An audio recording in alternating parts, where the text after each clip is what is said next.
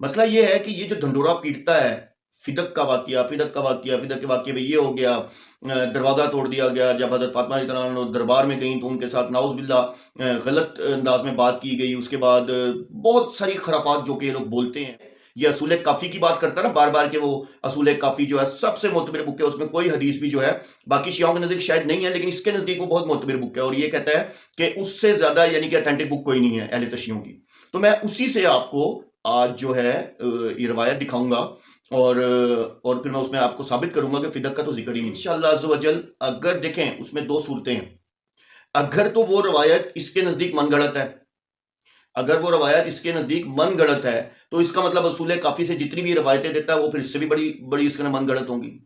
اور اگر یہ کہتا ہے وہ روایت ٹھیک ہے وہ روایت ٹھیک ہے تو اس کا مطلب ہے کہ یہ جو اتنا بڑا پروپیگنڈا فدق کا واقعہ اور یہ ساری چیزیں اور یہ سارا اس کا مطلب جھوٹ پہ مبنی ہے، کوئی اس کا لینا دینا نہیں ہے، ٹھیک ہے۔ فدق کے واقعے کا وہ نبی پاک صلی اللہ علیہ وسلم نے صدقہ کر دیا تھا، ٹھیک ہے نا، وہ پھر اس بات کو یہ مانے، ٹھیک ہے۔ تو دونوں چیلنج جو ہیں یہ حسن اللہ یاری تیرے لیے، آج تو پھنس گیا۔ فدق کے واقعے کے حوالے سے یہ جو باتیں کرتے ہیں یہ تو خیر بہت ہی بےہودگی کرتا ہے، اور شیعوں کے ذہن میں جو آپ لوگوں کے ذہن میں جو فدق کے واقعے کے حوالے سے ایک کنسیپٹ بنا ہوا ہے یہ سب جھوٹ پہ مبنی ہے، اور یہ میں نہیں کہہ رہا، آپ کی اپنی کتاب کہہ رہی۔ اب تو میں تیری کتابوں سے ریفرنس دینا شروع کر دیا ہے میں نے، الحمدللہ یہ تیسری چوتھی ویڈیو ہے جو کہ میں تیری کتاب سے ریفرنس دے رہا ہوں۔ والذین آمنوا اشد حبا للہ۔ اعوذ باللہ من الشیطان الرجیم، بسم اللہ الرحمن الرحیم۔ آمنت باللہ ورسولہ هو الاول والآخر والظاہر والباطن وهو علی کل شیء علیم۔ رب اشرح لی صدری ویسر لی امری واحلل عقدۃ من لسانی یفقہوا قولی۔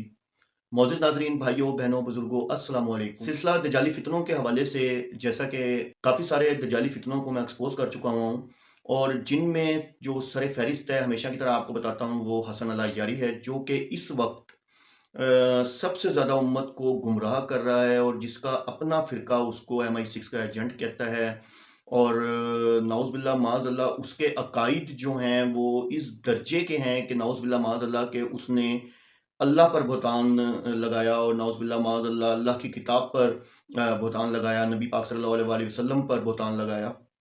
تو ملٹیپل ویڈیوز میں اس کی بنا چکا ہوا ہوں، اس کے جھوٹ کو ایکسپوز کر چکا ہوں، تقریباً 20+ ویڈیوز میں اس کی بنا چکا ہوا ہوں اور اس کو ایکسپوز کر چکا ہوا ہوں۔ اور آج ایک اور جو ویڈیو میں بنا رہا ہوں، یہ جو میں آج ویڈیو بنا رہا ہوں، آج میں اس کا ایک اور جھوٹ جو ہے وہ بے نقاب کر رہا ہوں، جس میں یعنی کہ یہ تو کچھ زیادہ ہی نعوذ باللہ معاذ اللہ اس کو لے کے صحابہ کرام رضی اللہ تعالیٰ عنہ، حضرت ابوبکر صدیق، حضرت عمر رضی اللہ تعالیٰ عنہ اور حضرت عثمان غنی رضی اللہ تعالیٰ عنہ پہ نعوذ باللہ معاذ اللہ یہ بڑے بڑے الفاظ، غلط الفاظ استعمال کرتا ہے اور ان کو برا کہتا ہے، اور اس پہ اس نے امت کو گمراہ کیا ہوا۔ آج جو میں بات آپ کو بتانے جا رہا ہوں کہ آپ نے کبھی نہیں سنی ہوگی، اس کی ریزن یہ ہے وہ بات تو ضرور سنی ہوگی جو یہ کرتا ہے، لیکن کسی نے یہ نہیں سنا ہوگا کہ آپ کی کتابیں اس بارے میں کیا کہتی ہیں۔ اس کے نزدیک جو اہل تشیعوں کی سب سے مستند بک ہے، جس کو یہ کہتا ہے سب سے مستند بک جو ہے وہ ہے اصول کافی، جس کی یہ بات کرتا ہے، اور وہ کہتا ہے کہ اس کے اندر 100% جو احادیث ہیں وہ جو ہیں وہ سچی ہیں۔ اب آپ دیکھیں کہ مسئلہ ہے کیا۔ مسئلہ یہ ہے کہ ویڈیو بھی میں اس کی چلا دوں گا نیچے، آپ ویڈیو بھی دیکھیے گا۔ مسئلہ ہے کیا؟ مسئلہ یہ ہے کہ یہ جو ڈھنڈورا پیٹتا ہے فدق کے واقعے میں یہ ہو گیا، دروازہ توڑ دیا گیا جب حضرت فاطمہ رضی اللہ عنہ دربار میں گئیں تو ان کے ساتھ نعوذ باللہ غلط انداز میں بات کی گئی، اس کے بعد بہت ساری خرافات جو کہ یہ لوگ بولتے ہیں، اور خاص طور پہ حسن اللہ یاری نے تو انتہا کراس کر دی ہے نعوذ باللہ معاذ اللہ، حضرت ابوبکر پہ، حضرت عمر پہ اور حضرت عثمان غنی رضی اللہ عنہ پہ بولنے کی اس نے اتنی یعنی کہ بےہودگی اور آپ جسے کہتے ہیں کہ کم ظرفی کا اس نے ثبوت دیا ہے کہ ان کے خلاف یہ اس طریقے کے الفاظ استعمال کرتا رہا ہے، اور حضرت ام عائشہ رضی اللہ تعالیٰ عنہ، جبکہ اس ایک ویڈیو میں خود مانا کہ ہاں جی وہ امت کی ماں ہے، ٹھیک ہے۔ خیر، تو میں ویڈیو بھی چلاتا ہوں نیچے۔ کیا کہ وہ میراث مانگ رہی تھی اپنا، جو مدینے میں ان کے رسول پاک صلی اللہ علیہ وآلہ وسلم کے جو باغات ہیں، جو جائیداد ہیں، اور فدق میں جو ہے جو ان کے باغات ہیں، یہ میراث یلنس الفاظ ہیں۔ اچھا، تو یہ کہنا کہ وہ حدیث دکھائیے نا، دلیل دکھائیے، مطالبہ جو بھی ادعا تو سب کرتے ہیں۔ فدق کا مسئلہ اتنا بہت اہم ہے. کیوں اہمیت ہے اس کی؟ کیونکہ جن لوگوں نے رسول اللہ صلی اللہ علیہ وسلم کی پیاری بیٹی پہ رحم نہیں کیا، ان کا میراث ان لوگوں نے چنا. اگر یہ سچ ہے، ہم آپ کہتے ہیں صحیح نہیں ہے، اگر یہ ثابت ہو جائے، اس کی اہمیت کیوں ہے؟ اگر یہ ثابت ہو جائے کہ انہوں نے میراث چنا ہے اور میراث پہ قبضہ کیا، ناجائز قبضہ کیا ہے، اور رسول اللہ صلی اللہ علیہ وسلم کے متعلق انہوں نے جھوٹی حدیث گڑا ہے، تو پھر آپ کے مذہب کا کوئی اساس ہی نہیں بچا نا. اس کی اہمیت ہے. تو آج میں اسی کی بک، جس کو یہ اصول کافی کہتا ہے، پتہ نہیں اس کے لیے کافی ہے یا نہیں، اس کے لیے تو میرے خیال سے کافی ہے. جیسے یہ اکثر کہتا ہے نا غیر مسلم ہے، بخاری ہے، غیر بخاری ہے، پتہ نہیں نعوذ باللہ معاذ اللہ کیا کیا یہ باتیں کرتا رہتا ہے. تو اصول کافی سے ہی میں آج نا اصول کافی سے آپ کو میں اس فدق کے واقعے کا نا جواب دوں گا. اور انشاءاللہ عز و جل اگر دیکھیں اس میں 2 صورتیں ہیں. اگر تو وہ روایت اس کے نزدیک من گھڑت ہے، اگر وہ روایت اس کے نزدیک من گھڑت ہے تو اس کا مطلب اصول کافی سے جتنی بھی روایتیں دیتا ہے وہ پھر اس سے بھی بڑی اس کا من گھڑت ہوں گی. اور اگر یہ کہتا ہے وہ روایت ٹھیک ہے، وہ روایت ٹھیک ہے، تو اس کا مطلب ہے کہ یہ جو اتنا بڑا پروپیگنڈا فدق کا واقعہ اور یہ ساری چیزیں اور یہ سارا اس کا مطلب جھوٹ پہ مبنی ہے، کوئی اس کا لینا دینا نہیں ہے. ٹھیک ہے، فدق کے واقعے کا وہ نبی پاک صلی اللہ علیہ وسلم نے صدقہ کر دیا تھا، ٹھیک ہے نا، وہ پھر اس بات کو یہ مانے. ٹھیک ہے، تو دونوں چیلنج جو ہیں یہ حسن اللہ یاری تیرے لیے. آج تو پھنس گیا. کیوں؟ مجھے پتا ہے نا کہ میں قرآن کی دعوت تجھے دیتا ہوں کہ قرآن سے آ کے مجھ سے بات کر. میں نے کہا قرآن تو تیری ہے، دکھتی رب، اس پہ تو ویسے مرتا ہے نا، تو نہیں آئے گا. اب تو میں تیری کتابوں سے ریفرنس دینا شروع کر دیا ہے میں نے. الحمدللہ یہ تیسری چوتھی ویڈیو ہے جو کہ میں تیری کتاب سے ریفرنس دے رہا ہوں. اور میں آپ کو پہلے بتا دوں کہ یعنی کہ یہ جو فدق کے واقعے کے حوالے سے یہ جو باتیں کرتے ہیں یہ تو خیر بہت ہی بےہودگی کرتا ہے. اور شیعوں کے ذہن میں جو آپ لوگوں کے ذہن میں جو فدق کے واقعے کے حوالے سے ایک کنسیپٹ بنا ہوا ہے، یہ سب جھوٹ پہ مبنی ہے. اور یہ میں نہیں کہہ رہا، آپ کی اپنی کتاب کہہ رہی ہے. ٹھیک ہے، یہ اصول کافی کی بات کرتا ہے نا بار بار کہ وہ اصول کافی جو ہے سب سے معتبر بک ہے، اس میں کوئی حدیث بھی جو ہے باقی شیعوں کے نزدیک شاید نہیں ہے لیکن اس کے نزدیک وہ بہت معتبر بک ہے. اور یہ کہتا ہے کہ اس سے زیادہ یعنی کہ اتھینٹک بک کوئی نہیں ہے اہل تشیعوں کی. تو میں اسی سے آپ کو آج جو ہے یہ روایت دکھاؤں گا اور پھر میں اس میں آپ کو ثابت کروں گا کہ فدق کا تو ذکر ہی نہیں ہے. اور اس میں روایت کون کر رہا ہے؟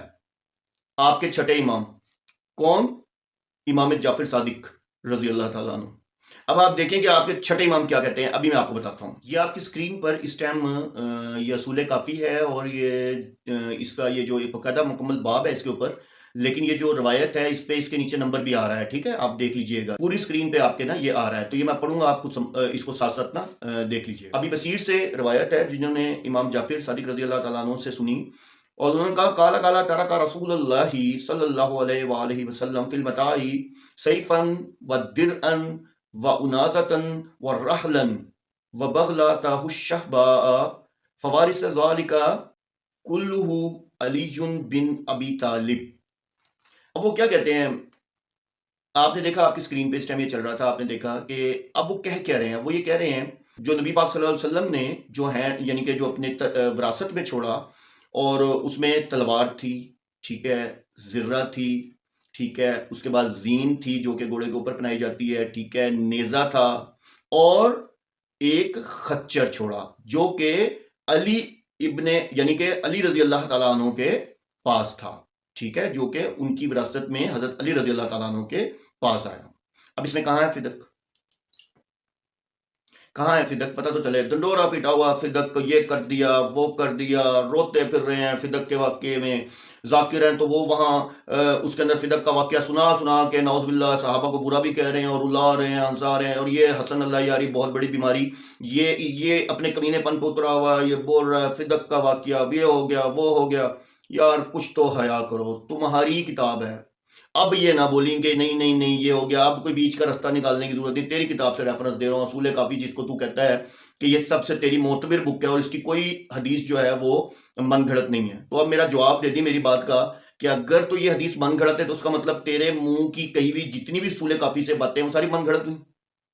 اور اگر یہ من گھڑت نہیں ہے تو پھر مان اس چیز کو کہ نبی پاک صلی اللہ علیہ وسلم نے وراثت میں کوئی فدق شدق نہیں چھوڑا تھا باغ، تو وہ انہوں نے صدقہ کیا تھا فدق کا باغ. ٹھیک ہے نا، وراثت میں جو چیزیں چھوڑی تھی وہ کوئی اور نہیں کہہ رہا، تمہارے چھٹے امام کہہ رہے ہیں. کون؟ حضرت امام جعفر صادق رضی اللہ تعالیٰ عنہ. اب اگر تھوڑی سی بھی شرم ہونا، میرے حساب سے حسن اللہ یاری تجھے ڈوب کے ضرور مر جانا چاہیے، تیرا بنتا ہے. تھوڑی سی بھی شرم ہے تو. باقی یہ ہے کہ میرا نہیں خیال کہ ابھی بھی اس بات کے باوجود بھی تجھے شرم آنی ہے، کیونکہ تیرا غیرت سے اور شرم سے کوئی خاص تعلق نہیں ہے. ٹھیک ہے، تو اللہ عز و جل ہم سب کو تیرے جیسے دجالی فتنے اور شیطان آدمی سے اپنی پناہ میں رکھے اور تیرے دجالی فتنوں سے محفوظ رکھے. وآخر دعوانا ان الحمد للہ رب العالمین.